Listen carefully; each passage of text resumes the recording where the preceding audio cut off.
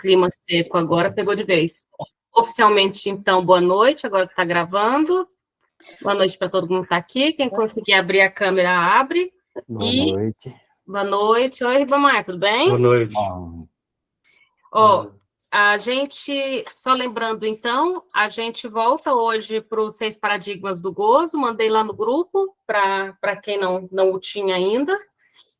Para quem não está com ele impresso e cheio de anotação, para variar, né? Que eu sou dessa. Impresso e cheio de anotação. Eu gostei de descobrir que ao redor chama marginália. Eu gostei dessa. Eu não sabia, não. Soube recentemente que se vai anotando ao redor é marginália. Sempre fiz e não sei o nome. Hã? Perdão. Bom, vamos começar então? Vamos. Mas algumas coisas. A gente vai retomar aí onde, logo depois que ele fala de Antígona, né? A gente fez toda a aula anterior fazendo uma leitura da Antígona e fazendo a leitura que o Lacan fez da Antígona, né? Eu me lembro, alguém questionou, tem umas coisas aqui ainda que eu queria falar sobre a Antígona, que ocupa quase um terço desse seminário 7, que é o seminário que estabelece esse paradigma que a gente está estudando, o gozo impossível. Mas vocês lembram que enquanto Miller faz um apontamento no texto da transgressão da Antígona como gozo, exemplo desse gozo que é impossível, né, só é possível de algum modo, né, resvalar nesse gozo, né, forçando, né, por uma forçagem, por uma transgressão com os limites do simbólico. O Lacan demonstrei aqui, né, no texto Lacan que ele pega Antígona como exemplo de um desejo decidido, assim, né? Lembram disso na última aula? Ela não oscila nunca, né? Ela não vacila nunca, né? Ainda que a pena prevista, né, por enterrar o irmão se fosse a pena de morte, que acabou se executando como uma morte viva, né, como a gente viu. Tem alguém aí que está hoje que não estava na vez passada? Lucila. Eu. Isabel, Ricardo, bastante gente. Talvez esse comecinho aqui fique umas coisas meio soltas, né? Então, mas enfim. Mas está gravado, né? Está gravado. Legal. Sim. Sempre fica gravado. Isso, eu estou tentando pegar as aulas anteriores. Enquanto passada, a gente trouxe a relação da Antígona com... Mas acho que o que eu vou falar aqui nesse comecinho, eu preciso para mim, para vocês, de falar algumas últimas considerações, vai fazer mais sentido para quem estava na aula passada, ou assistiu a aula offline, né, depois, online depois, sei lá o que eu estou falando. Assíncrona, né? Assíncrona. Uma coisa curiosa, eu não vou repetir toda a história da Antígona, nós falamos muito da última vez, mas tem alguém, eu não lembro quem foi, se tiver aí, se manifeste, alguém falou que parece que a pessoa, que o personagem que estava cometendo a híbris é um conceito grego que diz que você ultrapassou os limites da medida humana, então, né, você entrou num terreno que é dos deuses, né, quando você ultrapassa. Híbris é quando você passa da conta, né, você se excede, né. Veja que passar da conta, se exceder, parece que tem a ver com esse gozo transgressor, né, que o Lacan fala que é o único possível nessa perspectiva do seminário que a gente está, que tem lá o conceito da Jing como um gozo absoluto. Né? A híbris parece que é quando alguém faz justamente o que é definido ali pelo Lacan como gozo, que é explorar os limites do simbólico, os limites da lei. E alguém que, se tiver que se manifeste, falou assim, mas às vezes parece que o Creonte, o rei, que é o que excede, o que comete essa híbris, né? A verdade é que esse livro aqui é um livro que, quem se interessar pelo tema, tem esse livro que chama Antígonas, do George Steiner, que é um dos maiores críticos que já existiu. Ele traz todas as versões de Antígona, não sei se todas, mas inumeráveis interpretações da Antígona, Então, Creonte e Antígona são interpretados de muitas formas, né? E quando alguém pergunta assim, mas o Creonte, parece que é o Creonte que comete a híbris, né? A questão é a seguinte, veja, por que o Lacan vai dizer que quem brilha na peça, que atrai o nosso olhar, ele fala de um brilho pela beleza, mas a beleza não é a beleza física, né? É uma beleza que está relacionada a essa posição ética de sustentação invariável do desejo, né? Então, peguemos a figura de Antígona e Creonte. Eu estava vendo as muitas leituras que são feitas, né, que o Steiner traz de autores que fizeram, autores que tem um autor que faz a leitura que quem é o verdadeiro transgressor é o Creonte, porque pelas leis aparece na própria peça, né, e esse autor que defende que o Creonte é o transgressor, porque aparece na própria peça como que é o nome do adivinho lá? Tiresias. O Tiresias, né? Eu até li esse trecho para vocês aqui. Quando o Tiresias, tem um momento que o Tiresias adverte o Creonte, dizendo que a pena que ele impôs a Antígona, ela é inaceitável, que, na verdade, no mundo grego, né, nenhum cadáver pode ficar insepulto, porque tinha a ideia que o Aqueronte, né, o mundo dos mortos, a pessoa morta só acessava o mundo dos mortos, que não tem a ver com o inferno nem céu, é só o mundo dos mortos, se ele fosse enterrado, né? Então, o Tiresias diz assim para o Creonte, fala assim, isso que você está fazendo não está autorizado a fazer, como se ele estivesse dizendo, você está cometendo híbris. Ele diz assim, aliás, nem os deuses de cima podem tomar a decisão que você tomou sobre Antígona, a proibição de enterrar o Polinices, né, o corpo do Polinices, irmão do Antígona. E por que ele diz os deuses de cima? Porque tem Zeus e todos os deuses que operam no Olimpo, e tem os deuses de baixo do mundo dos mortos. O Hades, o Aqueronte, né? Enfim, então tem um jeito de defender ele que também o Creonte é um transgressor, só que a diferença toda, né? Por que o Lacan vai tomar Antígona, né, como essa posição ética de levar o seu desejo até as últimas consequências? Porque ela não oscila, ela vai até as últimas consequências. O Creonte, ele diante dessa advertência do Tiresias, ele recua, né? Então, a diferença fundamental, os dois transgridem de algum modo, né? O Creonte, ele transgride as leis divinas, e Antígona, ela transgride as leis, a gente poderia dizer, ela transgride com o simbólico, né? Para usar o termo do Lacan. Porque ela, né, na perspectiva, vamos dizer assim, terrena, sem colocar os deuses em jogo, o rei era Creonte e ele poderia determinar, né, o que ele determinou. Então, a Antígona é a transgressora no sentido de uma ética do desejo, então essa é a questão que mais importa.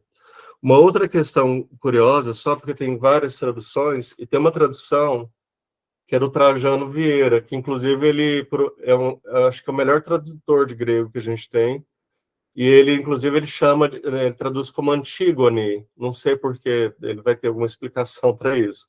Mas uma coisa que é interessante, porque a história da Antígona tem a ver com a história, era a filha de Édipo, né?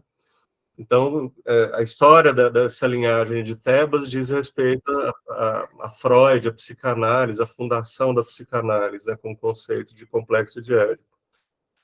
Mas só para, como essa questão da linhagem, né, de troianos, né, a relação deles com o desejo incestuoso, como é uma coisa potente, eu queria trazer isso para vocês, que eu achei na introdução do Trajano Vieira. Há um momento da peça que Antígona diz que ela vai, como ela vai ser condenada à morte, que ela vai se casar com Aqueronte. Aqueronte é o rio que tem que se atravessar, tem o barqueiro que faz a travessia desse rio, que você atravessando o rio, você chega ao mundo dos mortos. Então, o Aqueronte é mas assim, na mitologia grega, o Aqueronte ele é um rio, mas o rio também ele é antropomorfizado, não é antropomorfizado. Ele é também um deus com uma figura individual. Tem isso na mitologia grega. Um rio, ele ao mesmo tempo, ele é um rio de travessia, ele é um rio que atravessa para chegar ao mundo dos mortos, ao Hades, mas ao mesmo tempo ele é um deus, né?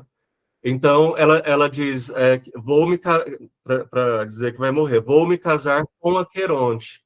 Aí o Trajano Vieira vem e faz ele demonstra que, não vou entrar nisso, porque ele nem entende de grego para entrar nisso, mas ele demonstra que nesses versos,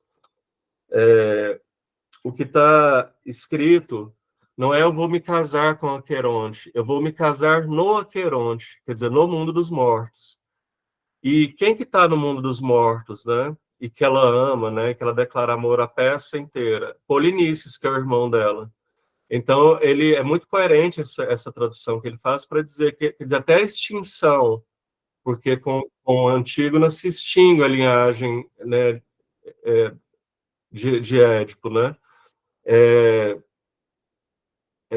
Para dizer que até o fim, né? Até o fim da peça, até na morte, né? Essa espécie de, sei lá, essa espécie de destino, né? Da família, eles, acho que é Labidácidas, né? Que é essa linhagem edípica, até o final se repete o fato do incesto, né? O desejo incestuoso vai até a morte, né? E depois da morte. E depois da morte, porque o que a Antígona estaria dizendo, então, ela iria se casar da interpretação que sugere o Trajano Vieira, que ela, no mundo dos mortos, ela queria morrer, porque no mundo dos mortos ela se casaria com Polinices, né? É interessante que a ideia de que não dá para se livrar, então, daquilo que o oráculo diz, nem morrendo, porque a coisa se cumpre em vida, se cumpre em morte, e se cumpre por gerações, e é interessante isso do ponto de vista da psicanálise, a gente vai conversando um pouco mais sobre isso, sobre não só essa coisa da repetição da origem, mas essa coisa da transmissão simbólica, né? Isso que se passa para a próxima geração e para a próxima geração, e que fica assim mesmo. Sim. Agora, a posição de Antígona ela é interessante porque, primeiro que tem uma coisa, mesmo quando é vaticinado pelo oráculo, as pessoas tomam decisões pessoais, né? O Édipo toma decisões pessoais, inclusive para, de algum modo, escapar, né? Laio expulsa Édipo, tentando fazer com que não fosse cumprido, né? O vaticínio, o que estava profetizado, e ao mandar Édipo embora, que ele produz as condições para que, né, a previsão, a predestinação ocorresse. Mas no caso de Antígona, se a gente pegar essa posição que o Lacan vai tomar, né, uma posição ética de um desejo decidido, não há nada na mitologia que, né, não tem uma profecia que diz que Antígona faria o que ela faz, né, durante a peça, né? Antígona está por conta própria, nem amparada, né, pelo, pelo argumento de que ela está, né, ela tá ali alinhavada, né, um destino incontornável, nem isso há. Então ela faz tudo por própria conta e risco, né? Que isso é uma coisa também nos heróis de Sófocles, que é impressionante, eles são muito sozinhos, eles são inflexíveis e sozinhos. E a solidão absoluta tem a ver com essa inflexibilidade, né? Mas, enfim, aí, mas na página 14, vamos voltar aí para os 6 paradigmas do gozo. Na página 14 é o parágrafo em que ele fala de Antígona, só que aqui ele vai aproximar Antígona nesse parágrafo, não vou reler ele vai aproximar Antígona, essa posição dela de uma híbris, no sentido de transgredir com os limites da cultura, do simbólico, como esse gozo, né, ou esse resvalar nesse gozo, né, de Dajing, que leva ela até uma zona de horror. Ele diz a zona de horror que esse gozo, que se aproximar desse gozo comporta, aproximar desse gozo, que vai estar para além do simbólico, né, para além do grande outro, comporta um horror. E a gente vem falando disso aqui, né, dessa extrapolação, enfim. Mas aí no parágrafo, no segundo parágrafo, esse paradigma valoriza, quer dizer, esse paradigma do gozo impossível, do gozo mais ou menos possível, né, a partir da transgressão, esse paradigma valoriza ao extremo uma profunda disjunção entre o significante e o gozo. Ele retoma alguma coisa do primeiro paradigma, no qual tínhamos essa disjunção, porque o gozo era imaginário. No primeiro, a gente tem uma divisão, né, o gozo está no imaginário, então tem uma divisão entre significante e gozo. Aqui, né, a gente tem uma divisão entre significante e gozo, porque o gozo está no real, né, da ginga é o gozo real. E aqui ele inaugura, de fato, assim, a gente pode dizer que inaugura o conceito de real. Então, encontramos aqui alguma coisa dessa disjunção, porque o gozo é real. Não é, né, ele extrapola, né, o significante. Ele não está sob as leis do significante, da linguagem. Eis aí uma espécie de circuito seguido pelo ensino de Lacan. Vê-se bem a oposição da libido transcrita como desejo, onde ela figura entre os significantes, quer dizer, isso foi no segundo paradigma. A libido, né, como algo relacionado à pulsão e ao gozo, que, na leitura que o Miller faz, são termos que se aproximam, né? Vê-se bem a oposição da libido transcrita como desejo, como no paradigma anterior, onde ela figura entre os significantes, e da libido como das jing, onde ela reaparece fora de todo significante e significado. Acrescento que a oposição entre o prazer e o gozo é essencial. O princípio de prazer aparece, de algum modo, como uma barreira natural ao gozo, e, portanto, a oposição se estabelece entre a homeostase do prazer, né, um equilíbrio, né, do prazer, e os excessos constitutivos do gozo. Homeostase do prazer quer dizer que o prazer está completamente conforme dentro dos limites do campo do simbólico, do campo do significante. E o gozo é um excesso, né, uma híbris, né? Trata-se, ao mesmo tempo, da oposição entre o que é da ordem do bem, que a gente poderia pensar até de um certo bem-estar, do lado do prazer, né? O prazer está ali do lado de um bem, um bem-estar, e aquilo que o gozo, nesse paradigma, comporta de mal, de excessivo, né? Que faz com que você defronte, de algum modo, com o horror, porque transborda as bordas do significante, da lei simbólica. É por isso que Lacan faz apelo nesse seminário ao gozo sadiano como sendo a flor desse paradigma. Trata-se também de uma oposição entre o que é engodo de um lado, aquele do prazer, do significante, do imaginário, do semblante, e do outro lado, o que é real.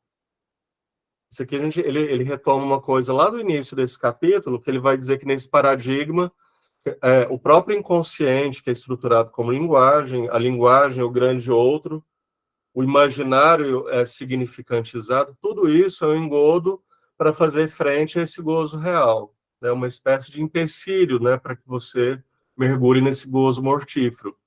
Esse gozo real aqui é um gozo absoluto, né, é letal. Isso introduz, evidentemente, uma pequena dificuldade, uma vez que se definiu o inconsciente estruturado como uma linguagem, como discurso do grande outro, isso é, na medida em que o inconsciente não inclui esse gozo fora da simbolização. Ele está apontando que isso é importante, isso é para grifar, né? Ao fazer essa radical distinção entre simbólico e imaginário, e o imaginário aqui, de algum modo, ele está tomado pelo simbólico, né? Mas, então, essa divisão entre o simbólico, o significante de um lado, e o gozo radicalmente fora do significante, né? Não sei se radicalmente fora, mas radicalmente distinto, né? Como coisas, tem uma cisão muito dura que ele faz aí, né? Não há nenhuma flexibilização, como se gozo e significante não pudessem se esbarrar aqui conceitualmente. E ele diz, mas o inconsciente é definido como algo estruturado como linguagem. Ele fala que a gente começa a ter problemas aí com esse conceito de Dajing, com esse conceito de gozo absoluto, de gozo impossível. É por isso que Lacan pode dizer, na página 94 de A Ética, né, o seminário 7, que do nível do inconsciente o sujeito mente sobre Dajing. né? O inconsciente está na linguagem. Que existe uma espécie de mentira originária sobre o gozo, que é o comentário dessa disjunção separadora fundamental entre o significante e o gozo. Lá no começo desse capítulo, ao invés de mentira originária, ele fala que é uma defesa originária, né? Há uma espécie de defesa originária contra a aproximação desse gozo absoluto da Jing. Quer dizer, a própria subjetivação, o próprio alinhavamento do sujeito à linguagem, ou a própria instituição do sujeito na medida que ele se identifica na linguagem, e a própria, então, a própria forja do inconsciente, o inconsciente é forjado como uma defesa, né? A subjetividade, o inconsciente, a linguagem, é uma defesa contra esse gozo absoluto de Darjeeling. O que Freud chama de defesa, porque o Lacan pega em Freud, né, esse termo defesa, e dá esse sentido que eu acabei de definir aqui. O que Freud chama de defesa é essa própria mentira originária, mentira estrutural, que o sujeito do inconsciente, da linguagem, traz no lugar do gozo. Lacan não desenvolve verdadeiramente essa clínica do seu seminário da ética, mas o sintoma que até então se relacionava ao recalque está aí relacionado à defesa. Veja, isso aqui é importante, né? Dos seminários, por exemplo, a gente vai ver no próximo paradigma, no seminário 11, há implicações importantes para a clínica. É como se o Lacan não tiver... Ele chega a um certo impasse aqui, como a gente está vendo, faz com que ele não produza exatamente uma clínica, né, uma clínica relacionada a esse paradigma de gozo absoluto. Mas ele vai dizer, se a gente for pensar o recalque aqui, que é uma coisa importante para a clínica, aqui a coisa mais importante, a defesa mais importante, não é o recalque, mas o que ele está chamando de defesa originária. É uma coisa antes do recalque. Eu chamei a atenção disso para vocês, é até uma coisa...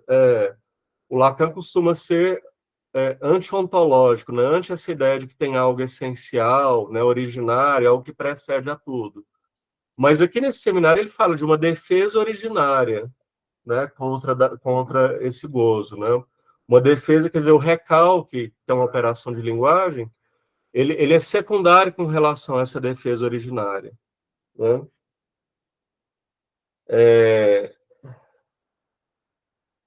Então, peraí, mentira estrutural. Lacan não desenvolve exatamente uma clínica desse seminário da ética, mas o sintoma que até então ele relacionava ao recalque, aqui o sintoma está relacionado com essa defesa originária.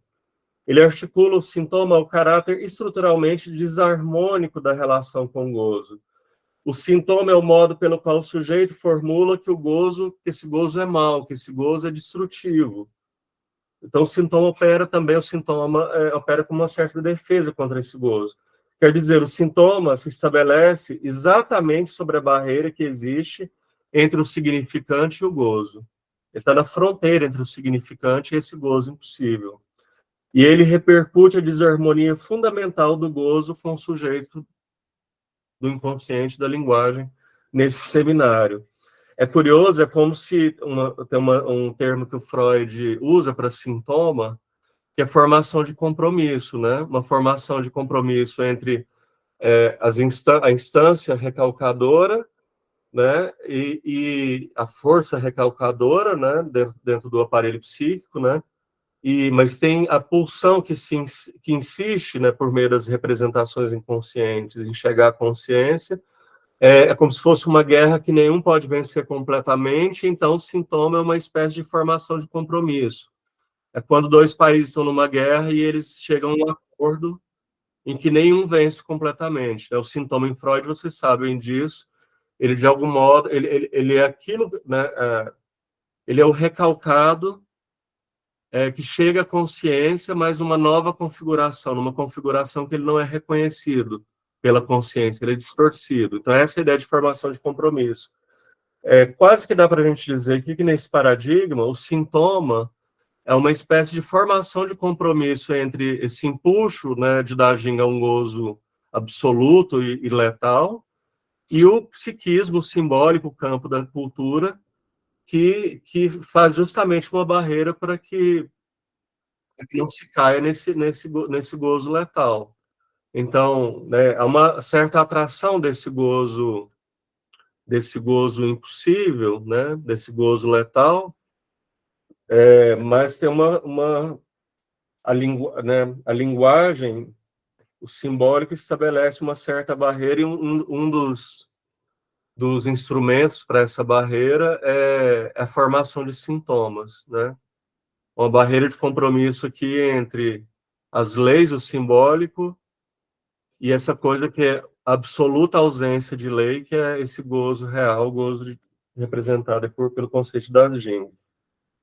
Se tiver alguma dúvida, basicamente esse parágrafo fala sobre a neurose.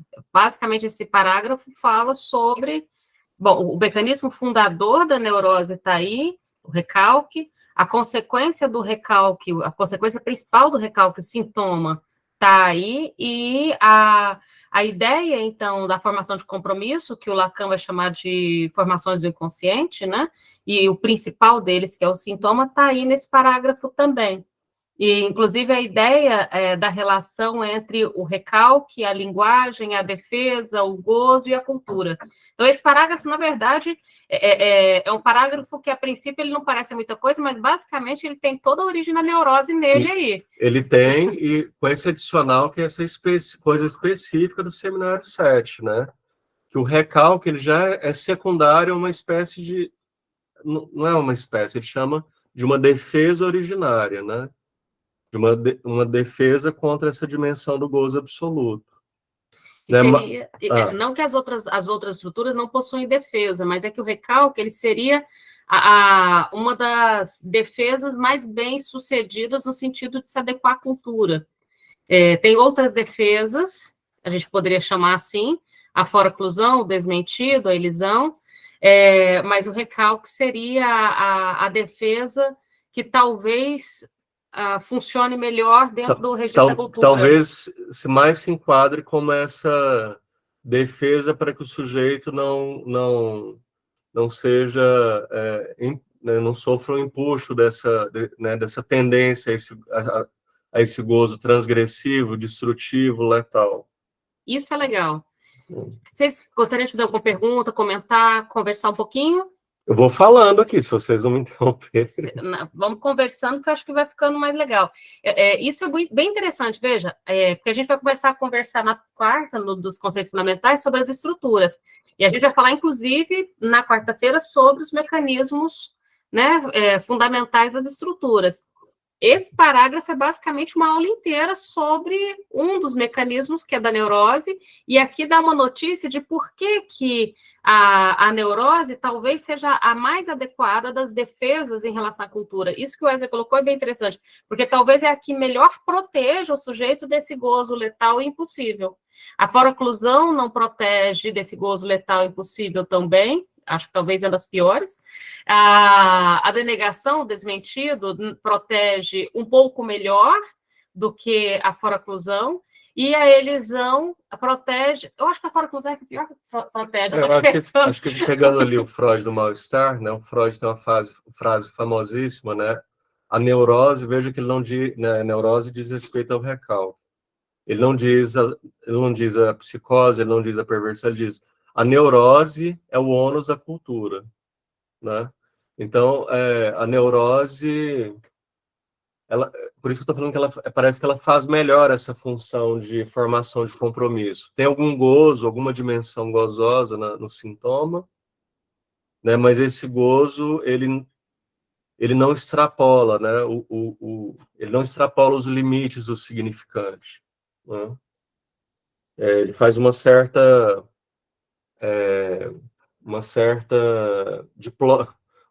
solução diplomática ali, em que nem um lado nem o outro vence completamente, né? Você fica...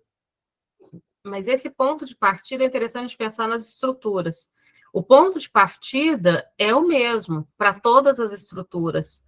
Há um empuxo, né? Há um conflito aí entre esse gozo letal impossível e a cultura, e 4 formas diferentes de defesa em relação a esse conflito, que resultam, né, em 4 modos, né, diferentes, quatro,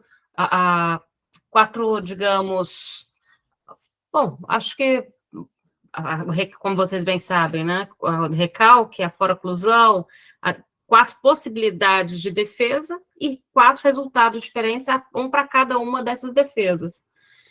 Mas o ponto de partida é o mesmo para todo mundo. Sim. Agora veja, para a gente, né, fazendo a articulação com o que veio antes, né? Então, o primeiro gozo, o gozo imaginário, que é o primeiro paradigma, apesar de haver uma divisão, ele está dizendo uma coisa é o significante, outra coisa é o simbólico, o significante, outra coisa é o gozo que é imaginário. Mas não há exatamente esse gozo imaginário, ele não está tão desarticulado assim do significante, né? Há uma separação entre significante e gozo, mas não está tão desarticulado assim. Então, o gozo lá não é uma coisa tão disruptiva. No segundo paradigma, que ele faz, né, se no primeiro não há uma separação tão clara entre significante e imaginário, mas há alguma, no segundo há uma significantização do gozo, né? Ou um termo que o Lacan usa também, mortificação do gozo, que é você coloca o corpo gozoso, né, sob as leis do simbólico quase de uma maneira totalitária, né, vamos dizer assim. E ali, então, o gozo deixa ainda, ele fica ainda menos disruptivo, né? Aqui ele né, nesse gozo como impossível, gozo como transgressão, aí ele faz uma ruptura, como no primeiro, mas uma ruptura radical. É assim, ó, significante, o mundo do simbólico é uma coisa, gozo, com esse conceito da Jing, é outra coisa. E toda a estrutura significante, tudo que o significante produz, inclusive recalque é uma produção, né? Neurose e recalque é uma produção de cultura, né? É para defender desse gozo letal. Aqui esse gozo ele tem que ser combatido, né? Então aqui é uma disrupção radical entre o conceito, né, de significante, simbólico, grande outro, de um lado, e gozo, um gozo real, quase que como se fosse assim, um gozo real. Não vou ficar, eu ia pôr um adjetivo aqui que pode não ficar tão apropriado com o momento teórico aqui do Lacan. Então, aí ele acrescenta, esse paradigma, né, do gozo impossível consiste na constatação de que desejo e fantasia não saturam aquilo de que se trata no gozo, porque no paradigma anterior, fantasia e desejo saturavam o que estava na dimensão do gozo, aqui não. E acaba, portanto, forçado, né, lançar no real o gozo que está fora do simbólico e do imaginário, um gozo que está desejo e fantasia são coisas que estão no campo do simbólico e do imaginário. Esse paradigma situa o gozo do lado da coisa, de Dajin.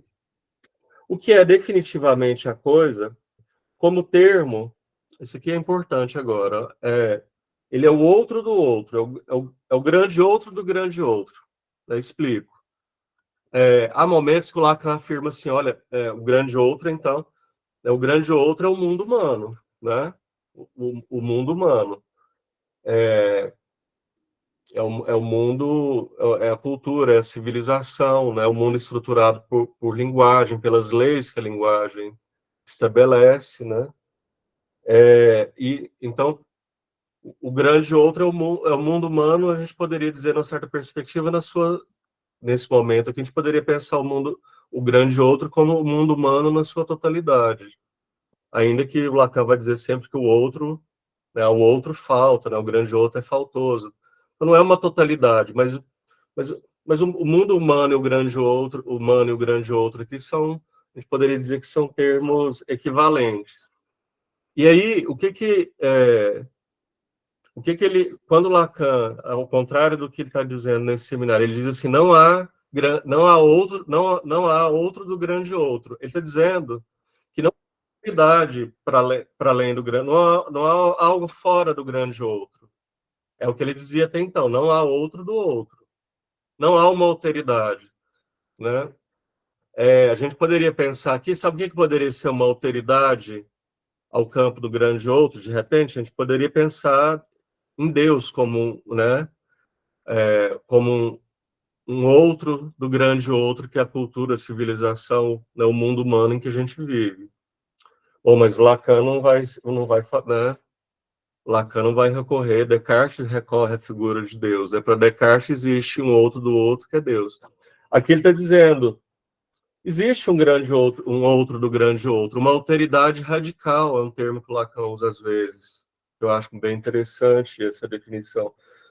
Da Jing, esse gozo real, que está radicalmente separado do grande outro, ele é o outro do grande outro. É como se ele estivesse dizendo assim, há algo externo ao grande outro, ou pelo menos, é um termo que ele vai usar um neologismo, há uma coisa íntima ao grande outro, que até perpassa o grande outro, mas não está reduzido ao grande outro. Ele funciona, ele não se deixa controlar pelas regras do grande outro, pela normativa do grande outro.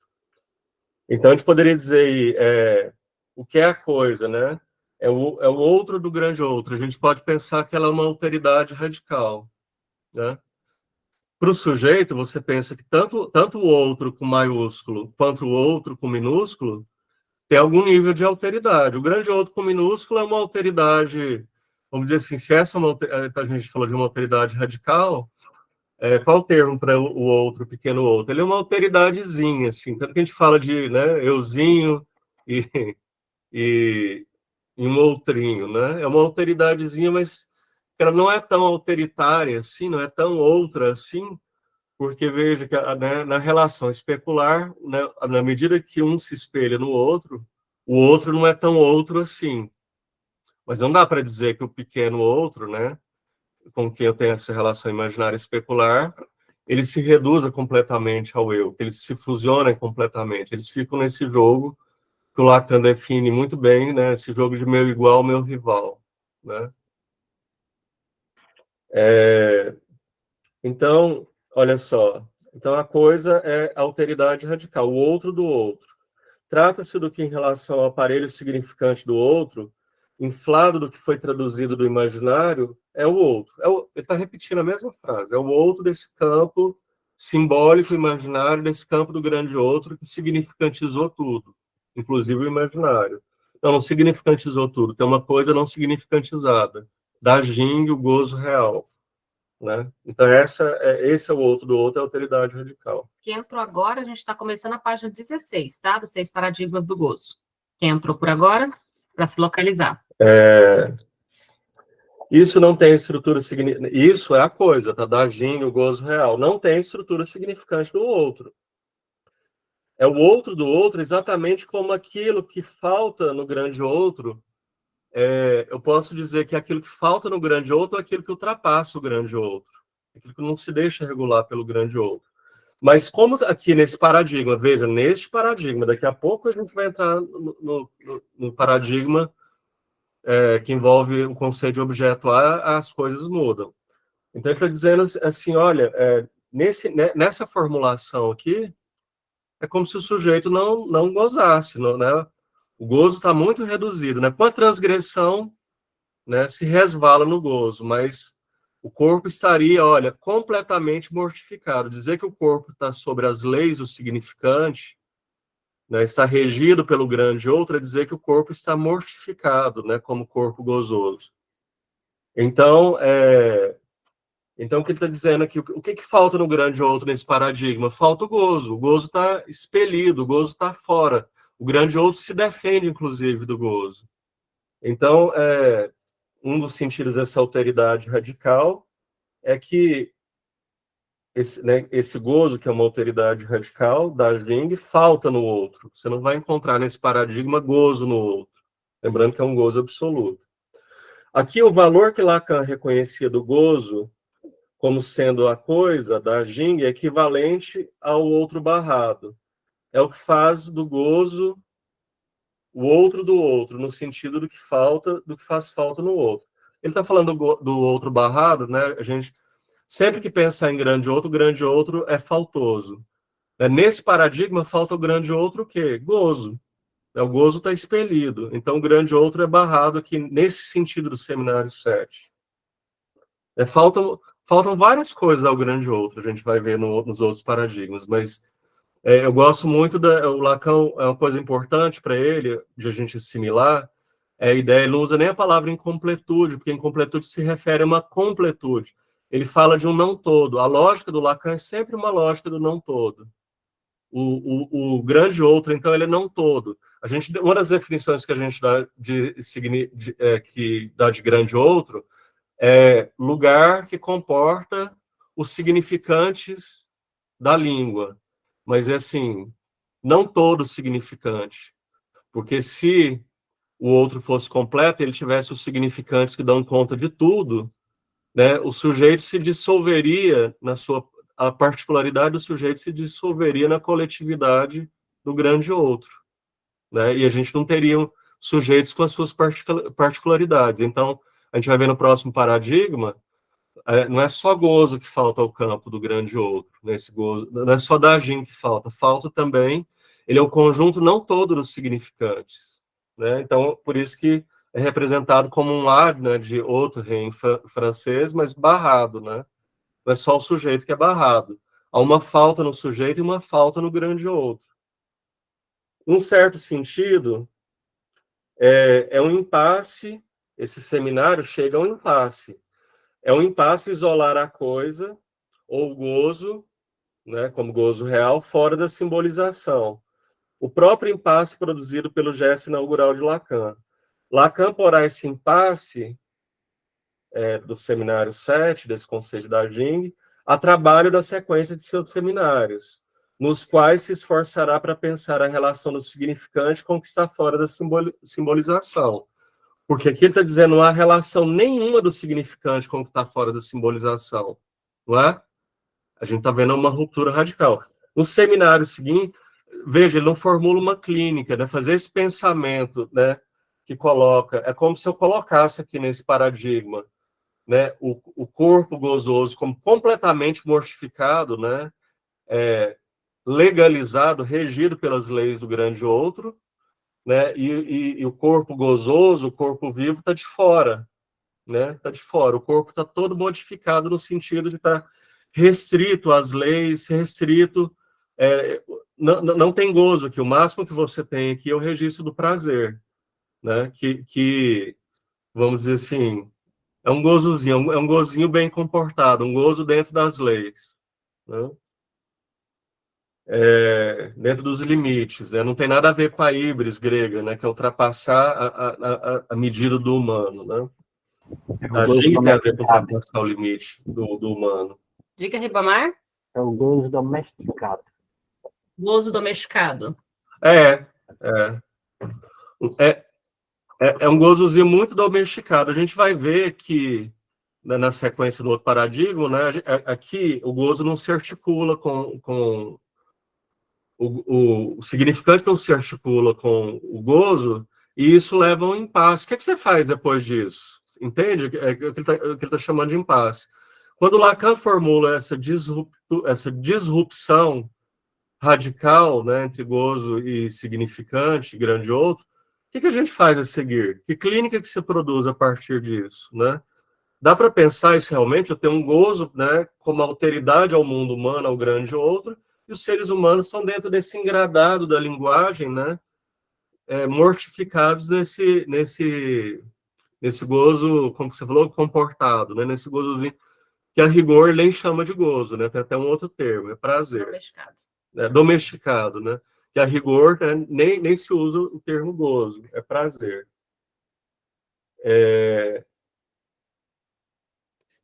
Então, se chega a um impasse, né?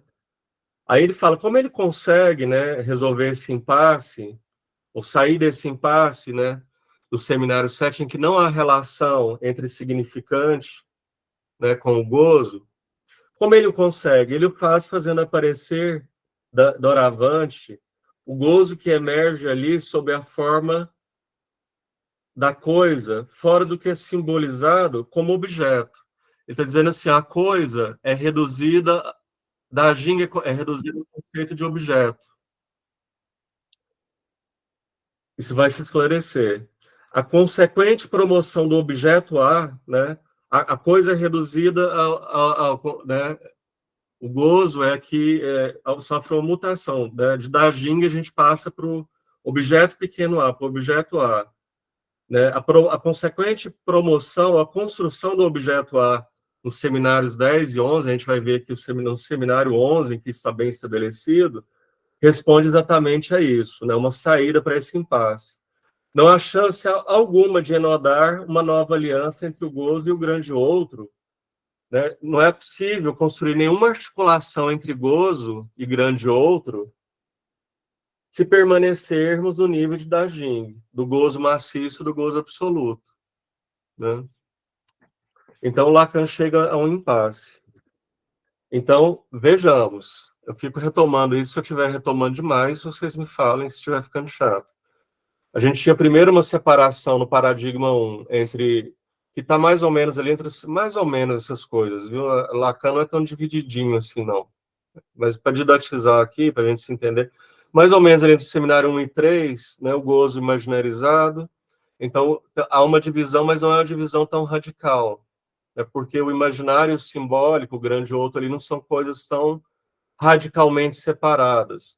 Lembra que eu retomo uma coisa sempre para vocês. No momento, assim, no ápice, né, da festa do imaginário, que é o júbilo da criança ao se reconhecer na imagem do outro igual, que pode ser o espelho ou pode ser uma outra criança, né? A criança olha para alguém que está ali ocupando um lugar de grande outro, vamos supor, a mãe, o pai, né? Para conferir, né? Quer dizer que eu sou, né? Sou eu mesmo, né?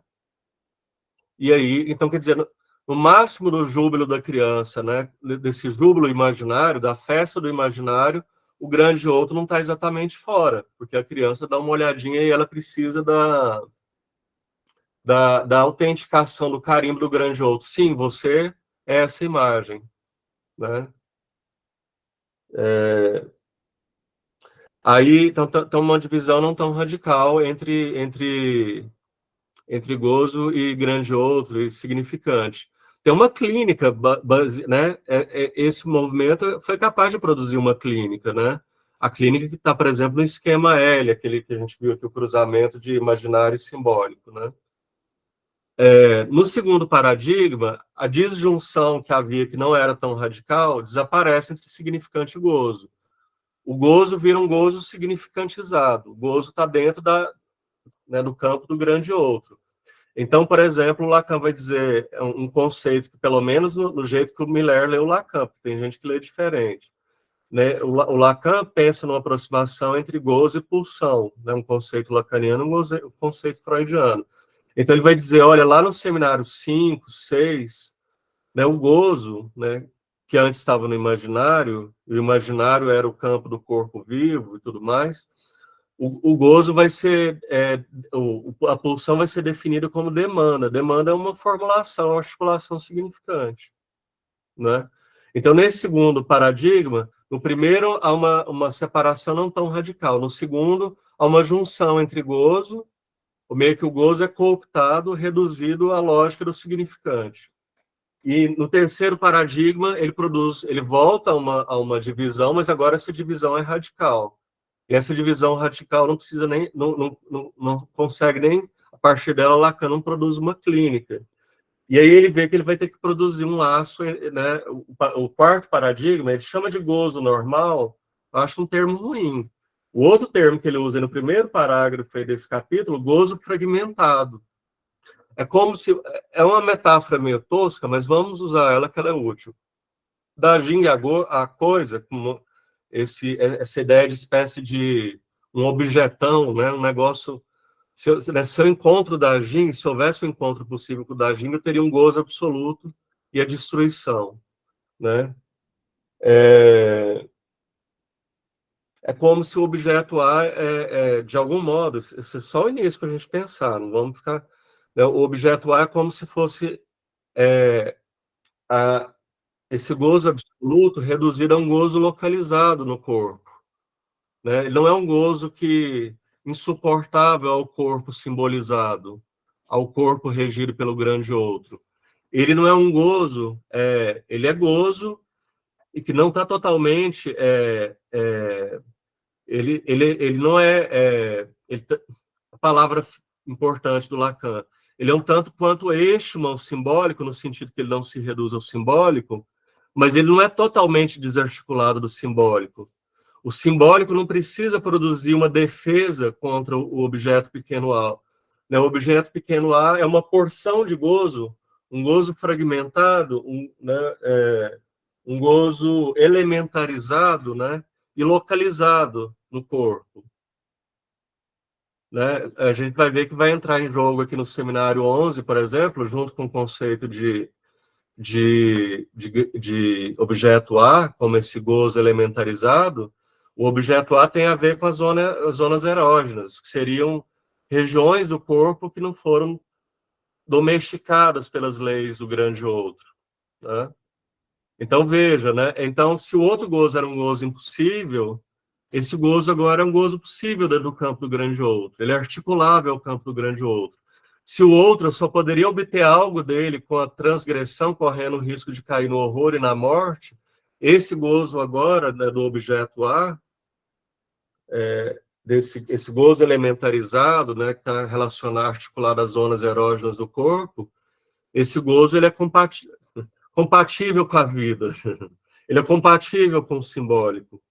Mas olha, mas tem algo de disruptivo, não é um negócio que está completamente, né, dentro da estrutura, da lógica do grande outro, do simbólico, do significante. É como se a gente pudesse pensar o objeto A como se ele opera ali dentro do significante, ele se articula ao significante, mas ele não é feito da mesma matéria, né? O significante né, o significante é uma matéria, né? O Lacan diz é uma matéria sutil, mas é uma matéria. O significante é a imagem, né? O Saussure definia como imagem acústica, é o som, né? Quando a gente usa o termo significante, com Saussure, a gente está passando do conceito de palavra para significante, como som. Mas ele usa assim, imagem acústica. A gente poderia pensar que o significante ele tem uma dimensão na fala, tem uma dimensão sonora, e tem uma dimensão na escrita também. Ele tem uma materialidade como coisa escrita, né? Como aquilo que está escrito. Então, vamos para o texto aí. Eu tô achando vocês muito calados, vocês não são calados assim. Vocês estão calados porque vocês não estão entendendo nada, vocês estão calados porque vocês Essa é a minha dúvida. Essa é sempre a nossa dúvida.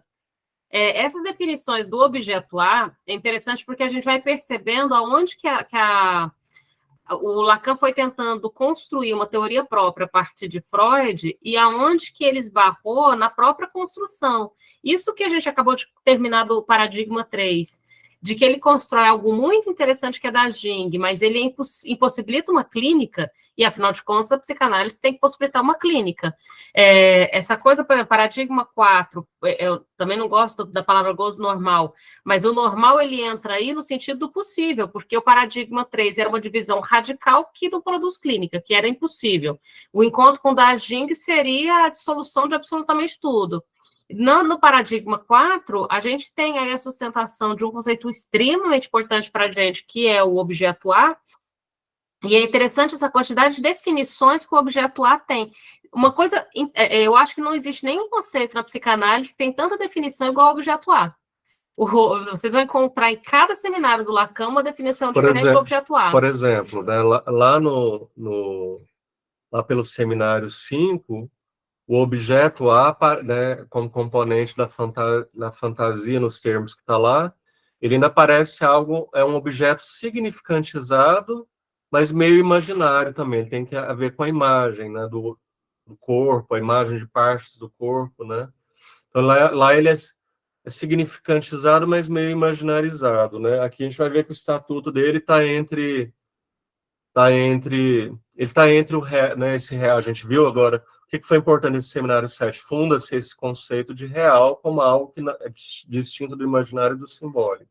Que tem algo, o real daqui em diante tem sempre algo de disruptivo com relação às normativas do simbólico, né?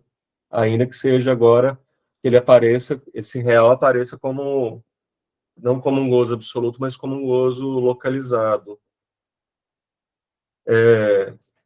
Aloysio, conta aí pra gente o que você pensou nessa frase do Heidegger.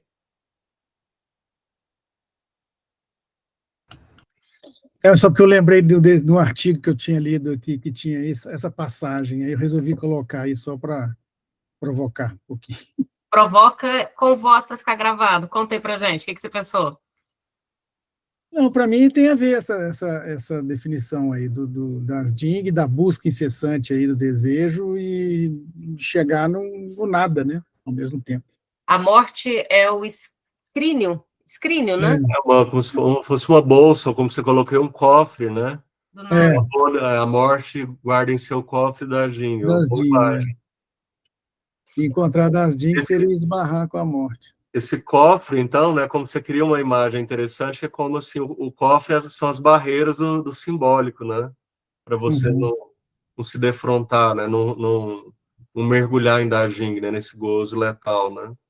Não ser totalmente solto, né? Senão não teria.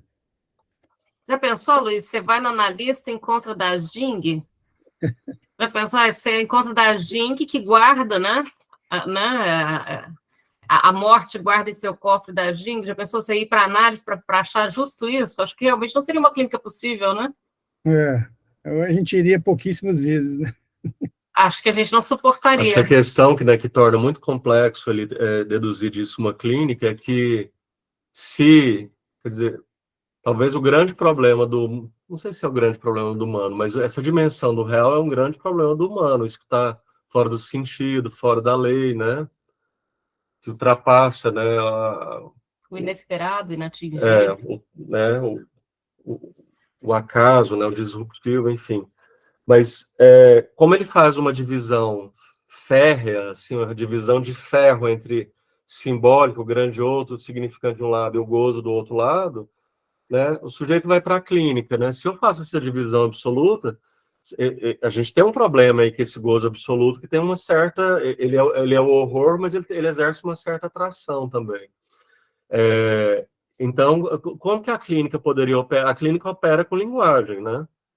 Se eu faço essa divisão radical, como que eu vou pensar que a clínica, que tem como instrumento a linguagem, né, vai interferir nessa dimensão do gozo, né, que tem algo sempre de disruptivo, né? Nem sempre disruptivo é algo ruim, viu? Também nem sempre é ruim, algo Inclusive, ruim. uma das posições do analista é que o analista tem que ocupar um lugar disruptivo, não constante, que rompe com a constância. Se o analista ele ocupar um lugar constante, a análise não vai ter o seu efeito. E nem de um adestrador, né? Para que o sujeito se circunscreva completamente ao campo da cultura, né? Do simbólico, né? Um vigilante ali faz um trabalho, seria um trabalho adaptacionista, né? Seria um trabalho adaptacionista, seria um trabalho também infrutífero, porque seria uma tentativa de reduzir todo o sujeito, com o sonho do Lacan no segundo paradigma, um sujeito completamente, né, um indivíduo, né, a pessoa, né, porque o sujeito é um conceito específico, como alguém completamente significantizado, né, completamente dentro da lei do simbólico, enfim. O analista não é um adaptador, né? Diga, Isso que eu Ricamar? estava pensando aqui agora, que uma das coisas que eu procuro nunca esquecer na psicanálise é a ambivalência. Sim. A sustentação dessa ambivalência e essa coisa disruptiva da clínica, então, pegando o disruptivo não é sempre ruim. O ato analítico, por exemplo, o primeiro ato analítico é a busca do sujeito pela análise propriamente dita. Já é, de algum modo, uma interrupção de algo que estava indo. Tem uns termos que estão muito ligados ao real, ao trauma, e que a gente pensa sempre como ruim, porque acho que a gente vive numa sociedade muito dicotômica. Eu tô estudando aqui para escrever sobre Clarice Lispector. A Clarice Lispector diz uma frase que é numa carta. Ela diz assim, que a dicotomia é a palavra mais seca da língua portuguesa, da língua portuguesa, no caso. Ela é infrutífera, né? Então, assim, se a gente dicotomiza demais, né, a gente toma esses termos. Você quer ver termos que estão ali, né, articulados ao real como trauma, né? Disrupção, o imprevisto, né? Uma das formulações do real como algo que pode ser destruidor, pode ser destruidor. É um imprevisto, né? a irrupção do real, né, no campo da subjetividade comporta sempre algo de imprevisto. E aí, como eu estou muito clariciano, me lembro de uma outra carta da Clarice, veja, né, então a gente pega, por dicotomia, disrupção, imprevisto, começa a ganhar uma conotação polarizada e ruim, né? E a Clarice, numa carta para uma amiga, ela escreve assim, ela diz assim, estava andando numa loja, vocês vão entender por que eu estou falando disso. Estava andando numa loja, né, e encontrei um perfume que se chama Imprevisto. É um perfume barato, não é um perfume bom. Mas eu comprei, porque eu queria comprar o imprevisto. Desde então, toda vez que eu me sinto muito triste, deprimida, eu vou lá e uso um pouco do imprevisto. Imprevisto bom também acontece. E aí ela está escrevendo essa carta para uma nova amiga, ela diz, você é um imprevisto bom que aconteceu, né? Elas ficam amigas de imediato, né? Então, assim, só pegar, né, imprevisto, disrupção, né, nem sempre é algo destrutivo, né, às vezes o sujeito precisa transgredir, né, de uma certa disrupção para sair de um próprio sistema neurótico, né, que Justamente. tá tornando a vida dele uma vida de morto-vivo, né? Uhum.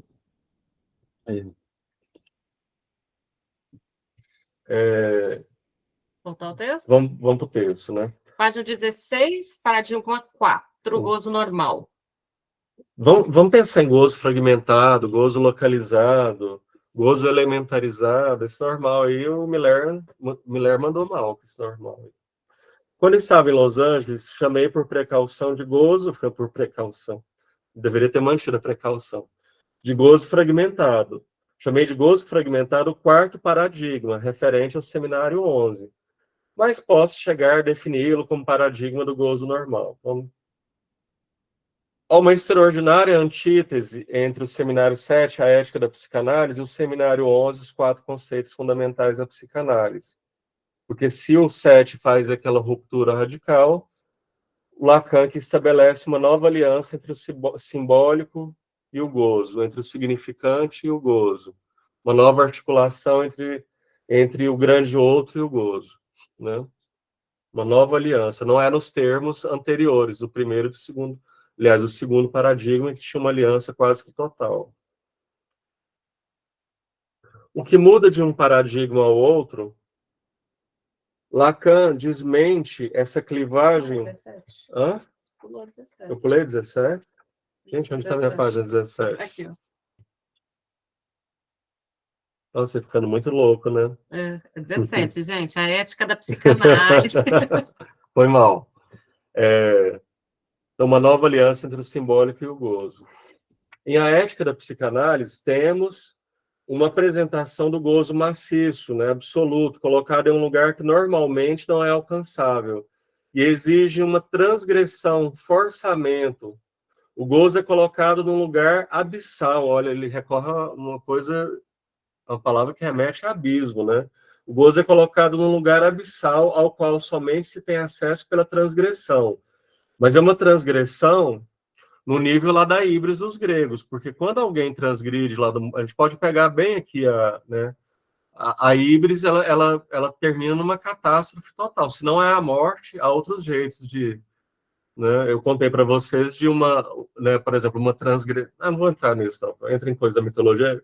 Já passamos da mitologia, vai. Mentira, a gente volta nisso muitas vezes, porque a psicanálise volta muitas vezes da mitologia. O gozo é colocado em um lugar abissal ao qual somente tem acesso pela transgressão, mas é uma transgressão dos limites do grande outro, do simbólico, né? Não é uma pequena transgressão. No seminário sobre os 4 conceitos, seminário 11, temos um gozo fragmentado, gosto da ideia de localizado, em objetos pequeno a, né? A minha metáfora tosca, né? Como se Dajing fosse explodida, né? Eu tenho pequenos objetos, né? Quer dizer, de um gozo total, eu passo para um gozo parcial. Esse gozo aqui é um gozo parcial. É curioso porque aqui remete... Tem gente que critica o Miller por aproximar o conceito de gozo e o conceito de pulsão. Aqui se aproxima muito porque o Freud falava da pulsão como uma característica, a pulsão ser parcial, né? Você nunca tem uma satisfação total pulsional, é sempre parcial. Então, né, o Lacan, o Miller tem de onde tirar essa aproximação dos conceitos, né? Ainda que se possa discordar nele. Temos um gozo fragmentado em objetos pequeno a. Ele não está situado em um abismo, como da Jing, mas em uma pequena cavidade. Aqui ele já está fazendo um remeximento aqui sutil a zonas erógenas, né? As zonas do corpo, as zonas gozosas, né? Que não estão reguladas completamente pelos significantes. Lacan diz, o objeto pequeno a é simplesmente a presença de uma cavidade, de um vazio. Não se tem acesso ao gozo aqui, né, pela transgressão heróica, mas pela pulsão repensada, por pulsão que realiza um ir e vir. Quando ele fala de uma cavidade, de um vazio, veja, por exemplo, eu já me remeti isso algumas vezes, está no Seminário 11. Finalmente chegamos ao lugar, eu fico me remetendo a essa imagem que eu gosto muito do Lacan, porque ela esclarece. Ela diz que, por exemplo, um dos objetos, né, objeto A o objeto A, uma das dimensões dele é de objeto oral, né? E o Lacan diz assim, olha, há uma correlação aí entre as zonas erógenas, que são cavidades, e o objeto A, que seria alguma coisa, se a gente pensar numa satisfação, num gozo ou num oral, né, da oralidade, a gente poderia pensar na boca chupando, sugando alguma coisa, né? A gente sabe que o bebê, quando está sugando, né, não é só porque ele se alimenta com leite, né? Tanto que ele né, tem uma satisfação ali, tanto que ele suga outras coisas, né? Aliás, um bebê pode sugar qualquer coisa, né? E aí o Lacan usa essa imagem aqui, ó, ele diz que o objeto, por que ele está dizendo que o objeto A também é uma cavidade? É a presença de uma cavidade, de um vazio. Porque, no fim das contas, o objeto A ele não tem nada exatamente definido, né? Se a gente ficar pensando assim em objetos definidos, a gente cai num erro, sei lá, né? Objeto para, né, para esse gozo né, oral, né, da boca como zona erógena, tem um objeto específico. Não, esse objeto pode ser qualquer um, porque o Lacan diz assim, se você suga alguma coisa, sei lá, alguém está sugando uma laranja e tem um prazer com aquilo. Vou pegar uma coisa inocente, assim. Ele diz, no fundo, é a boca sugando a si mesma. O gozo, né, esse gozo localizado, esse gozo, né, da dimensão do objeto A, no fundo é isso, eu posso estar sugando qualquer coisa, porque no fundo, né, a boca, essa cavidade, faz, né, de algum objeto que assume ali a função de A, né? O objeto quer dizer, é justamente para ficar indefinido, né? Não é um objeto específico. Há uma coisa que não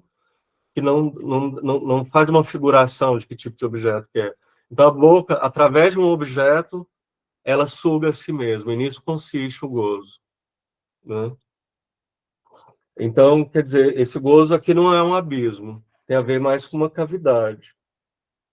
Não se tem acesso, né, então, ao gozo pela transgressão heróica, como lá na Antígona, mas pela pulsão repensada, uma pulsão que realiza um ir e vir, né? Você veja que esse paradigma aí da pulsão oral, o sugar tem a ver com ir e vir, né? Aí ele joga uma palavra, Stimmung, uma palavra em alemão, que é coloração afetiva, um termo que também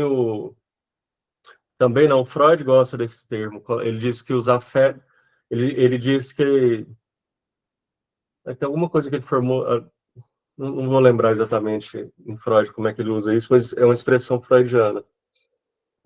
A Stimmung, a coloração afetiva dos dois seminários é absolutamente oposta. Em A Ética da Psicanálise, temos o gozo conectado ao horror. E é preciso passar pelo sadismo para compreender alguma coisa disso. Quando se está no lugar do gozo, algo da ordem de uma terrível fragmentação, mas aqui é uma fragmentação no sentido sádico mesmo, né? De amarrar uma parte do corpo, né? De agredir uma parte do corpo, de isolar uma parte do corpo de um modo... tem a ver com, sei lá, se a gente pensar ainda que o sádico masoquista estabeleça, né, uma palavra-chave para colocar algum limite, né? Quer dizer, na fragmentação sádica, eu penso sempre numa cena que eu já falei para vocês aqui do personagem, né, do Hannibal, né, que era um antropófago, né, mas que tem uma cena num dos filmes que ele corta pedacinhos do corpo do... Ele é o sádico e tem alguém submetido a ele que está amarrado, e ele corta pedacinhos do corpo, pequenos pedaços, né? E depois o cara que estava submetido vai dizer, né, que ele está horrorizado depois com esses fragmentos que foram cortados do corpo, e ele diz, mas é muito estranho, na hora parecia que era muito bom, que não havia nada melhor, né? Então, então aqui nesse gozo aqui não passa por esses limites, por esses deslimites, né? De uma terrível fragmentação corporal, algo da ordem de uma terrível fragmentação corporal se produz. E não basta Lacan somente uma morte para dar conta disso, ele acrescenta uma segunda morte. Vocês se lembram, eu espero, do que essa história de segunda morte. Na aula passada, quando falamos de Antígona, a gente falou bem claramente sobre esse conceito de segunda morte.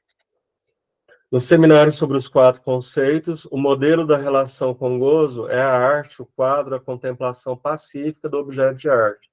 Como diz Lacan, a obra de arte acalma as pessoas, elas reconfortam e lhes faz bem. Tem objeções ao Miller e ao Lacan. Primeiro que eu não consigo pensar em obra de arte só restrita a uma dimensão do que reconforta, do que acalma as pessoas. Fica parecendo que a obra de arte toda obra de arte é uma espécie de arte-terapia, né? Então, não consigo concordar.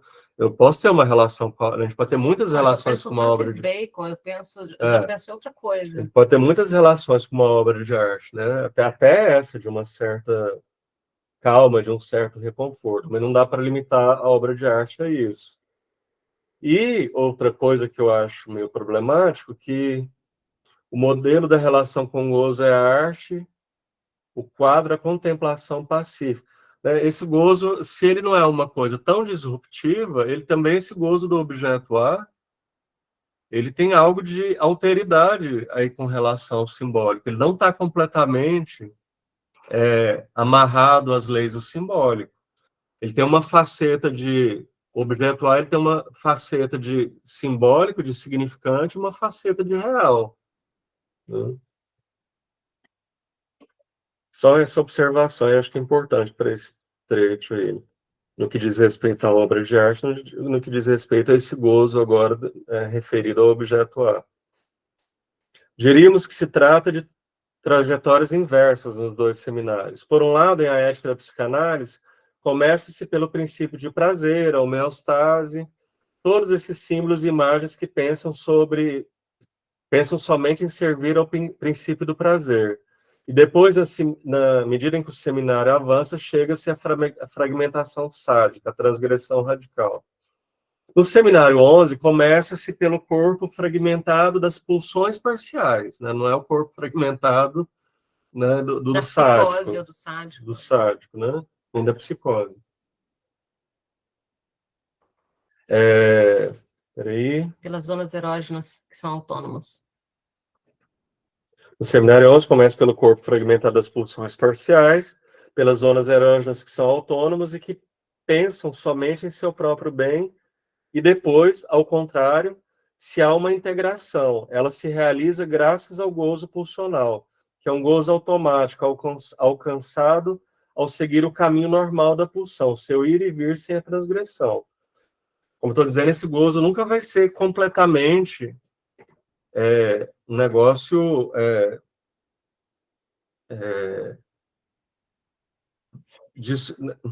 dominado, controlado pelo campo do simbólico, né? Mas ele se articula ao simbólico, né? Ele não é desarticulado. Ele provoca, né? Ele vai provocar movimentos, né? Talvez até de algum nível transgressivo, né? Mas um transgressivo que dentro do campo do grande outro, né? Ou pelo menos tolerável dentro do campo do grande outro, vamos dizer assim. Mas o fato é que não precisa, quando ele fala o sentido de gozo automático, é um gozo que, quer dizer, na relação entre sujeito e grande outro, na relação entre o corpo e o grande outro, entre o corpo e o significante, entre o gozo e o significante, há uma articulação possível, né? Como que faz que ele usa essa palavra que eu acho um tanto quanto inadequada, que é um caminho normal da pulsão, um caminho normal do gozo, né? Sem exatamente, não é necessário exatamente que haja uma transgressão. Ou, pelo menos, não é necessário uma transgressão radical, né? Coloca em xeque os limites civilizatórios. O que muda de um paradigma a outro, Lacan desmente essa clivagem no significante do gozo nesse quarto paradigma. Ele forja uma aliança, né? Uma estreita articulação entre significante e gozo, justamente com esse conceito de objeto A, que vem aqui no lugar e em oposição a da Jung. O seminário sobre os quatro conceitos revisa as próprias bases das quais Lacan havia partido no seu relatório de Roma. É meio que um texto fundador, né, desse período do Lacan, lá do segundo paradigma, né, da significantização do gozo. Qual é a finalidade do mecanismo de alienação e separação? Veja que é ótimo, né, que ele joga na cara das pessoas, assim, né, dois conceitos, assim, de onde... Mas são dois conceitos importantes que a gente vai se deter neles. Essa mudança de paradigma traz junto com eles o objeto A, do jeito que é pensado, que é uma novidade, é algo inaudito, algo que não tem antes na obra do Lacan, e o conceito de alienação e separação é algo que não tem antes na obra do Lacan. Não desse jeito aqui. Qual é a finalidade do mecanismo de alienação e separação de todo esse aparato que Lacan vai buscar na teoria dos conjuntos? De que se trata? Trata-se de uma articulação íntima entre o simbólico e o gozo. Trata-se de mostrar que, nesse contexto, o gozo não aparece como um a mais, como um excesso, e que ele se insere no funcionamento do significante, sendo-lhe conexo. Veja, né? Então, aqui o gozo tem conexão com o significante, e ele se insere no funcionamento do significante, dessa máquina significante, dessa estrutura significante, né, que é o grande outro. Lacan distingue duas operações, a alienação e a separação. A separação respondendo à alienação. A propósito até de didático, a princípio a gente vai pensar desse jeito mesmo. Ele fala a separação respondendo a separação como uma resposta à alienação. Então, nesse início de construção desses dois conceitos, vamos pensar que, didaticamente, primeiro acontece a alienação, depois a separação. É um bom caminho para a gente começar a pensar esses dois conceitos. Tem uma coisa importante para dizer para vocês. O conceito de alienação, o Lacan ele rouba conceitos de filósofo, de linguista, de sociólogo, de antropólogo, e faz um uso dele, né? Ele altera aquilo dali. Nesse caso, alienação é um conceito marxista, né? É do jargão marxista, né? Quando o Marx vai falar de que no sistema capitalista ele vai dizer que o trabalhador está alienado do modo de produção, né? Ele tá alienado, por exemplo, das máquinas. Bom, Marx, vocês sabem disso, o pensamento dele é para pensar o capitalismo e o período da Revolução Industrial são duas coisas que andam juntas, né? Então, o Marx estava pensando muito no tipo de trabalho do trabalhador da fábrica, né? E ali, quer dizer, você tem o capitalista, que é o dono das máquinas, né? O trabalho é fragmentado, né? O Charlie Chaplin faz uma grande crítica a isso, né? Num filme dele que chama Tempos Modernos. Todos já devem ter visto que a única função dele na fábrica é apertar parafuso. Ele não tem noção do conjunto, né? Vamos supor que ele estivesse produzindo um carro, né? Ele não tem a menor noção como que aquilo no conjunto se produz. Ele só tem essa função, apertar um parafuso. É assim ali que, né, a partir desse modelo industrial, né, fordista, né, típico do Fordismo, mas já de antes, né, separa o trabalhador do meio de produção. Ele não é dono dos seus meios. Então, ele é alienado, veja, em Marx, ele é alienado do meio de produção. Antes você tinha lá o tecelão, né? O tecelão, as pessoas iam lá e encomendavam um tapete para o tecelão, uma roupa, sei lá o quê. O tecelão tinha sua máquina de tecelagem, funcionava manualmente, né? Então ele era um trabalhador que não estava alienado do modo de produção ou dos meios de produção. Ele era o dono do meio, né? Que no caso é a máquina manual, né? Na fábrica não, né? A gente sabe que uma das primeiras grandes indústrias, né, com a Revolução Industrial é a produção industrial de tecidos, né? E cada trabalhador, as máquinas não pertencem ao trabalhador, o trabalhador vende a sua força de trabalho, né? Então ele está alienado do meio. E um outro sentido de alienação é o fato de que muitos dos trabalhadores estão alienados, eles ignoram, eles estão separados da compreensão de que ele está submetido ao capitalista que é dono dos meios de produção, né? Então, veja, alienação, sobretudo, uma vez eu estava tentando explicar para um amigo meu que não é da área o que era alienação em Lacan. E aí, quando eu falei que tinha o conceito de alienação e separação, ele falou assim, mas uai, aí eu não entendo nada, porque alienação é separação. Porque em Marx, alienação é separação, né? Só que o Lacan, então, sim, em termos marxistas, né, o trabalhador está alienado dos meios de produção. Aqui, o alienado também não tem a ver com o louco lá, viu? Aqui, alienado, né, lá no seminário 3, secretariário alienado, deixa aquilo separado, aquilo lá está num outro contexto. Alienar-se aqui tem a ver com alienar-se na linguagem. O sujeito está alienado na linguagem. É meio que ele inverte o sentido da alienação marxista.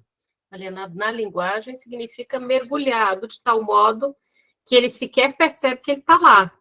Imagine um peixe dentro d'água, ele sabe que ele está dentro d'água. Tem o Wallace, tem uma historinha engraçada, que esqueci o primeiro nome do Wallace. David Foster Wallace. Tem uma história engraçada dele, ele vai fazer uma palestra numa universidade, e aí no início da palestra ele coloca dois peixinhos conversando, e aí um peixinho vira para um peixinho está conversando com o outro, de repente passa um peixinho mais velho, vira para os dois peixinhos que estão conversando e fala, a água tá boa hoje? E vai embora. E os dois peixinhos olham um para o outro e falam, água? O que é água? E aí a coisa da alienado na linguagem seria mais ou menos essa lógica. O peixe que está dentro da água, ele não sabe que ele está dentro da água. Assim como a gente não tem a menor ideia de que a gente está no ar, digamos assim. Uma vez que a gente está completamente Mas no sentido que lacaniano seria assim, né? O sujeito alienado na linguagem, o sujeito ele é inclusive uma produção de linguagem, né?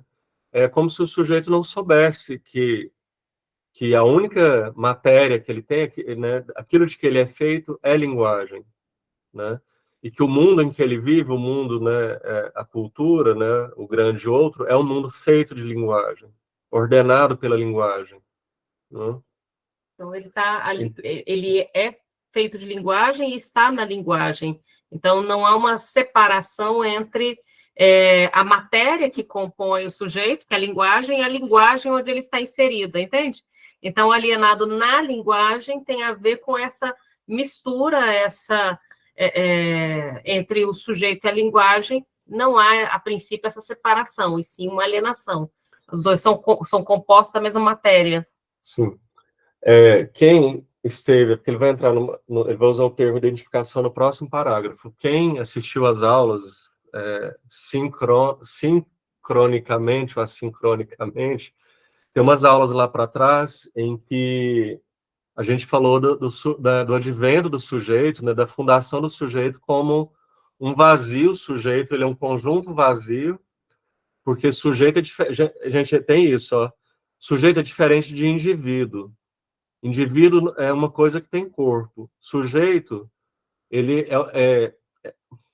definindo rigorosamente, ele é um efeito de linguagem. O sujeito é aquilo que é representado por um significante para outro significante. Então, nas aulas anteriores, né, quem estava na aula, assistiu a aula depois, tem uma aula dedicada a isso, né, e a gente vai retomar esse assunto. O sujeito se identifica a um primeiro traço, né, um S1, a um significante 1, um significante que está isolado do restante da linguagem, e essa é a primeira identificação do sujeito, né? Ele se funda ali nessa identificação com o primeiro significante. Não vou voltar ao caso clínico, é só voltar lá na aula, mas lá eu exemplifiquei com o caso clínico de que o significante 1 de um determinado paciente vai ser inteligente, né? Então, o sujeito se funda ali nesse S1. Veja, mas no momento, se a gente pensar, isso aqui é importante, porque a gente vai voltar para falar de alienação e separação. Quando o sujeito se identifica com esse primeiro significante, com esse S1, a gente tem que pensar aqui num significante isolado, né? Vamos pegar o caso do paciente, não vou retomar o caso, mas vamos pegar um significante qualquer lá, o significante dele, inteligente. O sujeito, ele está alienado na linguagem no que ele é enganchado por no que ele se identifica com esse S1. Só que um significante, a rigor, conceitualmente, dentro da linguística estruturalista, não existe um significante. Vocês já imaginaram isso? Uma língua, né, porque um significante ele tem a ver com estrutura. Né? A língua é uma estrutura de significantes. É um significante. Para eu conseguir comunicar com alguém, para ter uma linguagem, eu tenho que ter pelo menos 2 significantes, no mínimo, para ter uma linguagem muito simples, né? Eu sempre remeto vocês ao gatinho da Alice, né? A Alice pergunta, você está com fome? Ele mia, num tom. Ela pergunta, você não está com fome? Ele mia exatamente no mesmo tom. E aí a Alice, muito irritada, uma coisa típica da personagem Alice, ela fala, não dá para conversar com alguém que só diz a mesma coisa.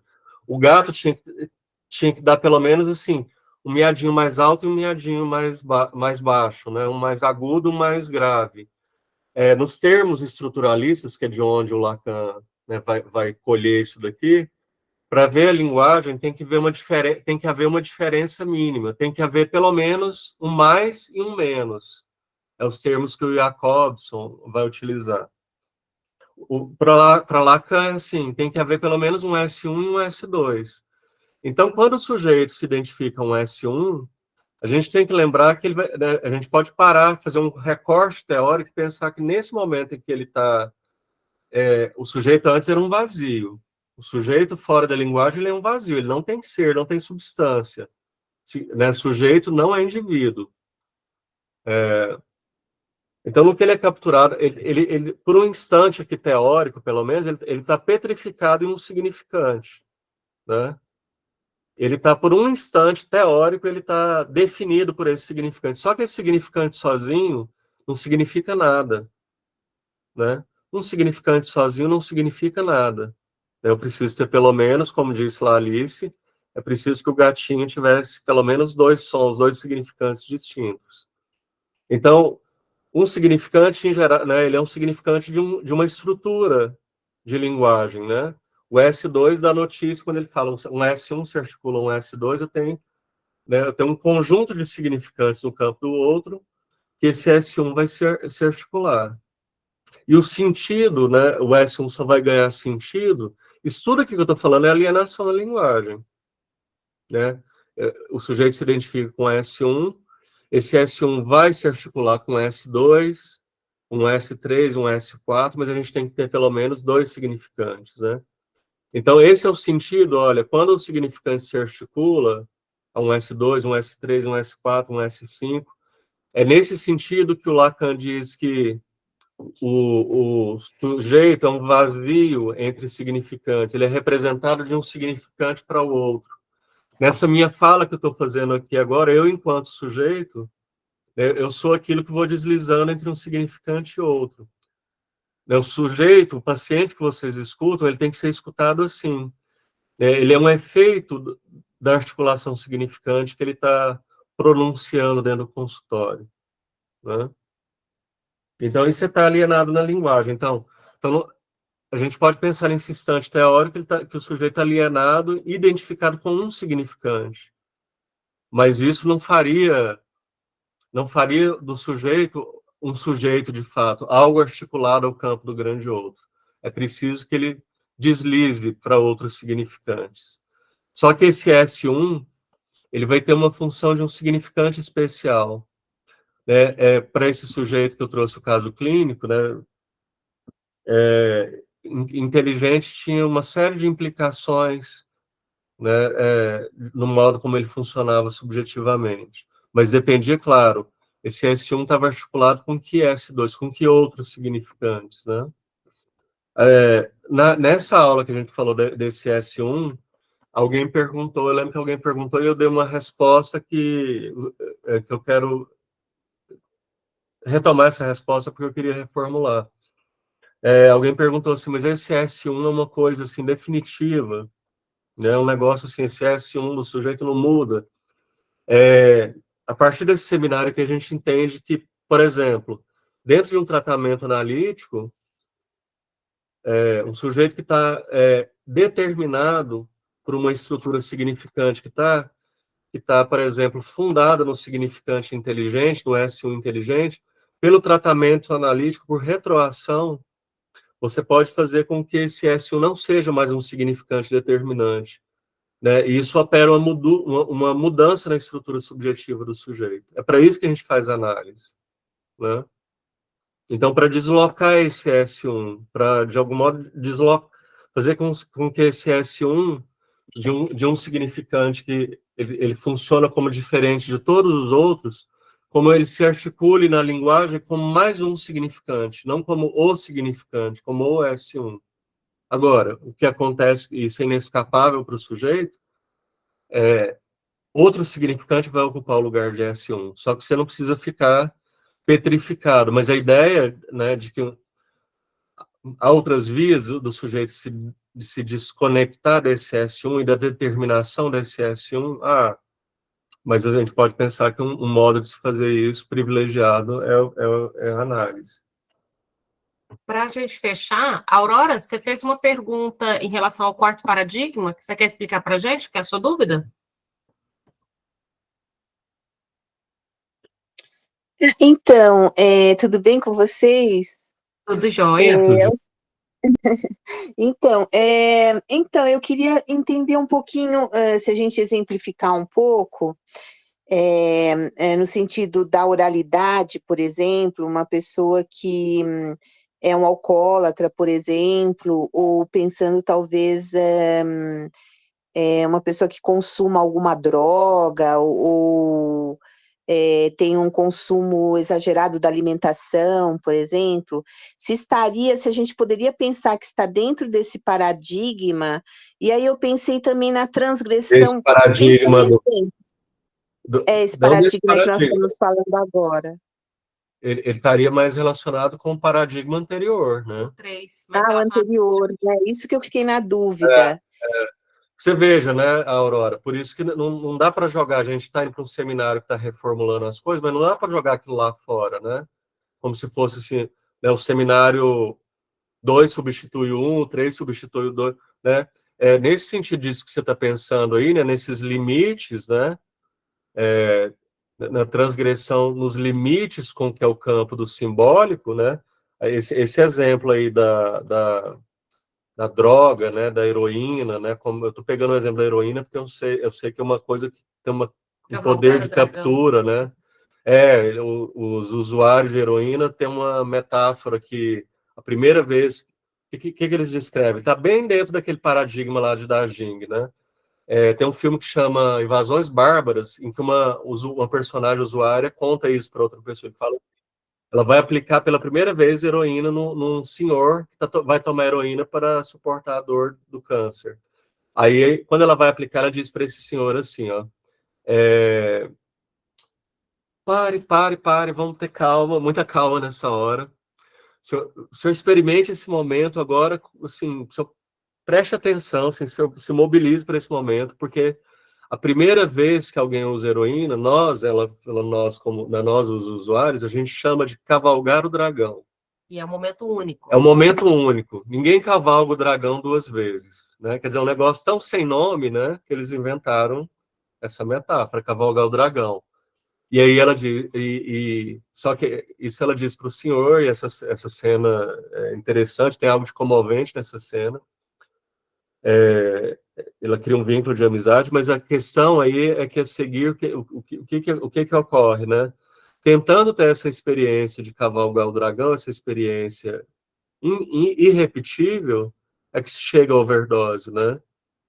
Então, a droga, essas drogas com potência, essa potência muito grande de captura, né, num gozo assim inominável, elas estão próximas, né, daquela outro paradigma lá, do paradigma de Dajing, porque é assim, a pessoa experimenta alguma coisa, vamos pensar aí na história do cavalo ao dragão, que as outras coisas da vida, todos os outros modos de gozo, os modos de gozo circunscritos, limitados, que é com os objetos que a cultura produz, não interessa mais, fica tudo desbotado. Entende, Aurora? Fica desbotado. Então é difícil. Por isso que não é fácil, né? O drogadito se torna um celibatário, Jesus Santiago, professor da FMG, fala, em todas as outras questões, porque nada mais o interessa. A não ser aquele laço, aquele vínculo com a droga. Coisas, né, quando essa imagem do celibatário está no Lacan. Ele fala, por exemplo, o sexo, né? Sexo não diz mais nada para alguém, né, que cavalgou o dragão. Como se houvesse um curto-circuito de todas as outras relações diante da potência dessa com a droga, que seria próxima ao gozo da Jing. Seu exemplo é muito bom, só conversa com paradigma 3, em vez do 4. Sim, entendi agora. Obrigada, viu? E a Luísa mandou aqui para a gente a obra da Tarsila do Amaral, né, Luísa? Sobre os operários, que eu estava dando exemplo do Terry Chaplin. Só para ilustrar lá a industrialização de São Paulo, aí você vê os alienados aí, né? Sim. Deixa eu copiar e colar ele aqui, peraí. Agora eu fiquei curiosa aqui. Deixa eu colocar ele aqui. Peraí. Eu coloquei o teclado para cá. Sim. Sim. Deixa eu... Os alienados em série, né? É impactante, né? Sim. A expressão de cada um, né? É cada um diferente, mas é tudo... Para fechar o encontro de hoje. Os alienados do Karl Marx. Bom, gente, obrigada. Bora descansar, então? Semana que vem, então, na quarta-feira, a gente começa as estruturas clínicas, porque parece que esse foi o campeão, e aqui a gente volta daqui 15 dias. Daqui a 15 dias a gente volta na página 18, esse parágrafo aí mesmo, né? Qual é a finalidade do mecanismo de alienação e separação? Que a gente volta um pouquinho para retomar. Então, a gente tem 3 encontros em agosto, porque agosto tem 5 semanas. O próximo, então, dia 14 de agosto, e depois dia 20... Só digo que alienação e separação são 2 conceitos, para sempre, por toda a vida, vão ser fundamentais para a clínica, para a psicanálise, e a gente vai entrar neles nas próximas aulas. Apesar que na votação dos conceitos fundamentais, eu jurei que ia cair alienação e separação. Caiu estruturas. Porque alienação e separação é crucial, absurdamente crucial, mas a gente volta nele na quinta-feira, então. Beijo, gente. Tchau. Bom descanso para todo mundo. Tchau, tchau. Obrigado. Boa noite para todo mundo. Tchau. Até lá. Até lá.